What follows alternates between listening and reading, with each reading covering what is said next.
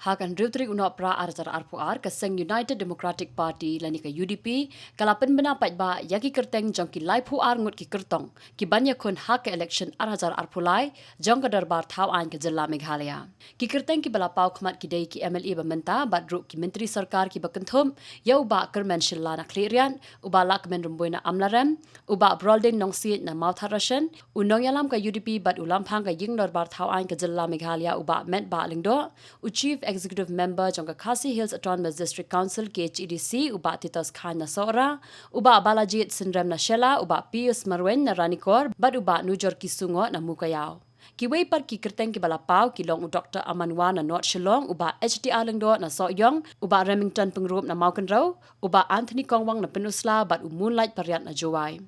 Kiway par ki balapau Kyrteng ki kentup ya uba dawan lengdo na Nartiang ba Bayahun lang makdo na Mauhati uba Badhong nong Mali na Jirang uba Sunshine Makri na Umsning i Dr. Osapi Jirwa na Maurengkeneng uba Mitchell Wankha na Miliam uba Olan Sun na Mausenram uba Polester Nongsiet na Nongstein uba Polengdo na West Shillong bad uba Gemino Mauthho na Nongthamai Uludabok momen na Kharkuta usubruto ji marak na Mendi Pathar utapash di marak na Resubel Para urakma marak na Bajeng Doba u Andres ji momen na Rongjeng u Ronald Rickman Sangma na Salman Para u Kennethson Arsangma na Dalu bad u Ashahel di Shira na Raja Bala kidi Kyrtong ki Iakhun na Garo Hills kini kilong ki Kyrtong barok ki bala pediang dak election committee Jong Kaseng UDP hapok ka Jilla Meghalaya.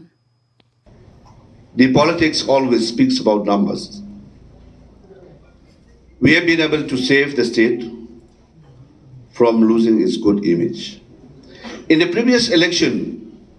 the party managed to hold on to its strongholds and win a respectable number of seats. But we are not enough to form a government on its own, as a regional party is limited only to few pockets.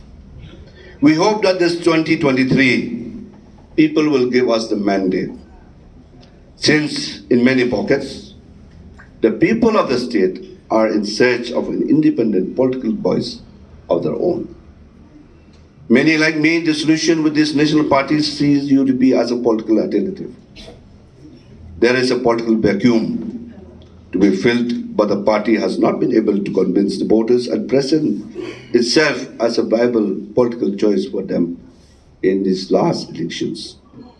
I strongly believe that only a regional party can develop our state,